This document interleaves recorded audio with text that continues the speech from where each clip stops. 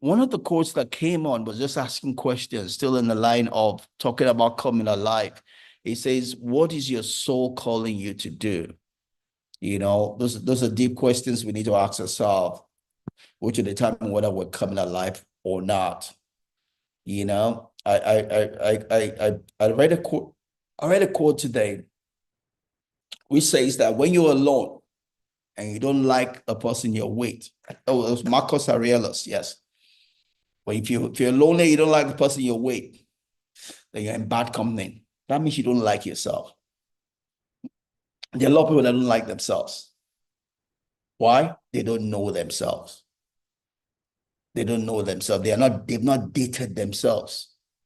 They're always looking for someone else. They always think the grass is greener on the other side. Someone else is better than them because they don't know themselves. They have not spent time to discover themselves. They don't know how to harness the gift that is them. Your greatest asset is you, no one else. Not me. I'm not your greatest asset. No, your pastor is not. Your bishop is not. Your GO is not. Your greatest asset is you. God put everything that you need to win in this life on the inside of you. And you are not going to make it in this life until you know you, until you know this asset. You're not going to make it in this life. Today we talk about emotional intelligence, being one of those key things that will help you make it in a corporate world. But emotional intelligence is just simply knowing how to regulate yourself. But you can't regulate what you don't know. You don't have emotional intelligence because you don't know yourself. You can't regulate yourself. Proverbs will tell us that a man that cannot control his spirit is like a city without walls. That means anybody can just make you do or be whatever they want you to be. You gotta know you need to make friends with yourself. You need to discover yourself. You're gonna win in this life. You have to make friends with yourself. Know you. Otherwise, you can't win in this life. You're not gonna come alive. You have to know what is your soul saying. Because the one that created you put something on the inside of you, put your purpose on the inside of you. Your purpose is not outside of you. Your purpose is inside of you. Your purpose is built in the inside of you. In the scriptures, ancient wisdom says that the creator decided on a good work to do. After he decided on a good work to do, then he created you to fulfill that good work. Your purpose came before you. You were shaped to fulfill the purpose. God decided on the purpose he wanted you to achieve, first of all, the good work. Then he shaped you to fulfill that purpose. You're not an afterthought.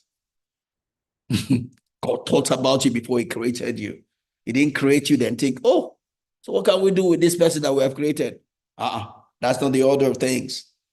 God decided the life he wanted someone to live. Then he created you and me to live that life. We're not afterthoughts. God thought about what Akin can do. Then he created Akin in a way that will do that thing he wanted Akin to do. So Akin is well fitted for everything God wants Akin to do. Akin is complete, sufficient in himself, in his creation, to live the life that God envisioned for him to live.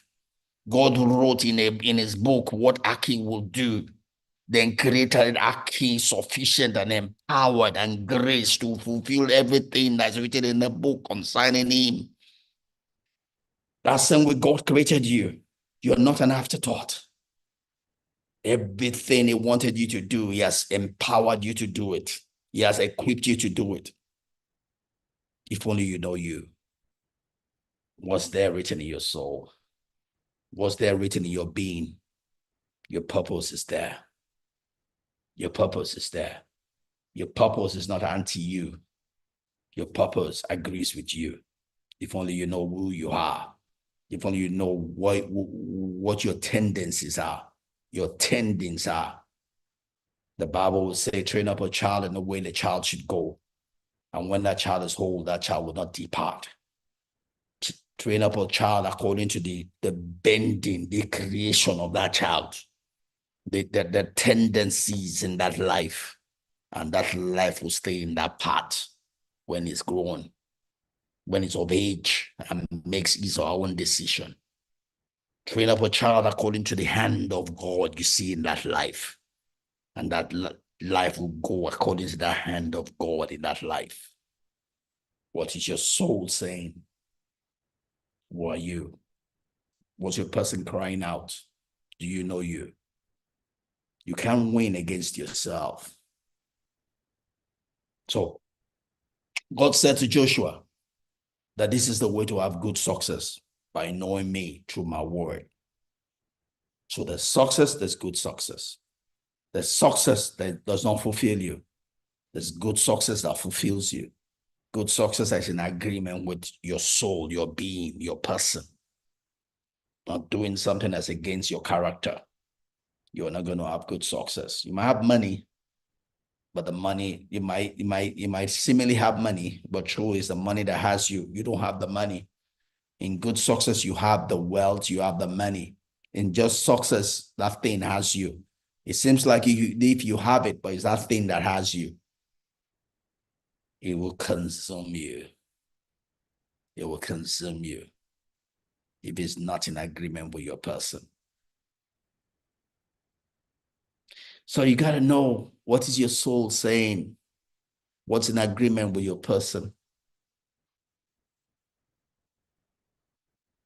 And this probably borders on authenticity also, right? Being authentic with who you are and not trying to be who you are not. In a sense, also, we're not talking about making excuses out of life. There's a place to stretch yourself, right? Stretch yourself out of your comfort zone. By the end of the day, you cannot be any other person but yourself. When you stretch, you're still within the limit of being yourself without excuses. So you got to know what your soul is calling out for. Who are you as a person? Because in who you are is your strength. We all have strengths and weaknesses, right? You're not going to build excellence on weaknesses. You got to know your strength. You can only build excellence on your strength. So that's why we talk about doing a SWOT analysis. We do that for organizations. Individuals need to do that also. Because if you don't do that, you won't know what to harness in your life. You might be spending your time on something someone else should do for you, right? If you can build excellence in your weaknesses. That's not what you should spend your time on. You spend time on the things that move the bulk for you. You spend time on the 20% that make the 80% difference, not spending time on the 80% that make the 20% difference. Find out your strength, find out who you are, find out what your soul is calling out to, and follow that path, because that path is a part of your life. Know yourself and go in the strength of who you are.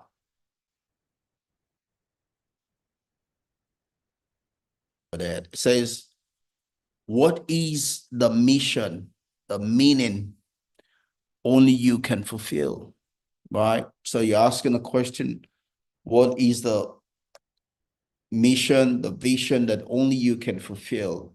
I'm going to use the word only you. It's probably not exclusive, but just saying how to maximally tap your potential. By what are the things that will go with your strengths, right? What are the things you're good at? So pretty much tying to everything I've said so far. The creator decided on what he wanted you to do, created you to fit that. You need to be finding inside of you what that is, because herein is your success. Herein is your power. Herein is your strength. Herein is your place to build excellence. Every other thing other than this, you can delegate to someone else, because that's not what that makes the most bulk for you, right? You need to know you. Find out what it is that makes you come alive, because not everything makes you come alive. You're finding out the things that make you come alive and want to focus on that, right? So, where have you eaten away your most profound desires and aspirations?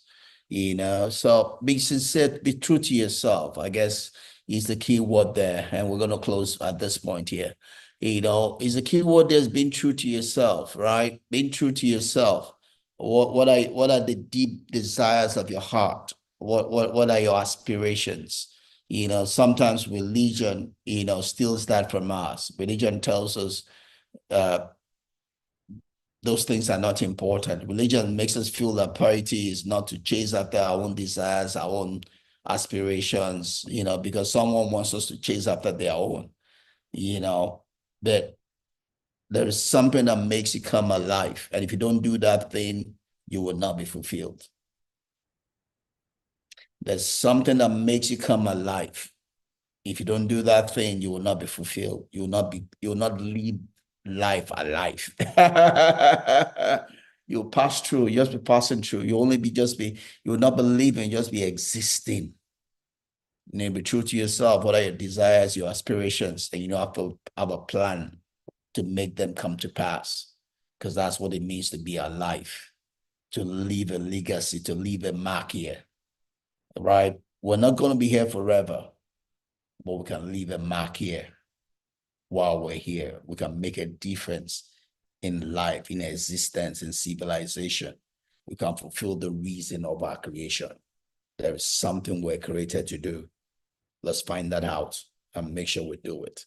And not just be about another person's business, but let's be about the reason for our creation. Right? God help you. God help me also. God help us all.